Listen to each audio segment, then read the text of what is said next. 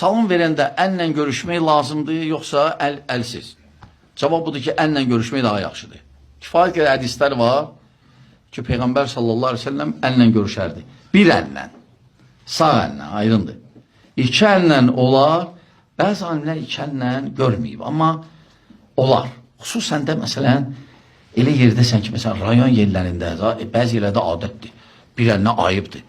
Məsələn, yaşlı adamdır və s. hörmətli adamdır. Bir əllə görürsən, belə bir ki, dostundur və ya, məsələn, ədəbdən də iki əllə görüşmək.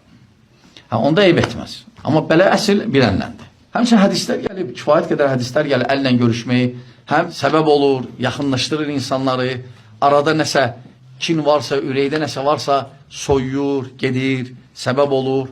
Peyğəmbər sallallahu aleyhi ve sellem deyir ki, günahlar təmizlənir. Necə ki, ağacdan yarpaqlar tökülür, əllə görüşəndə günahlar hələ tökülür, kiçik günahlar.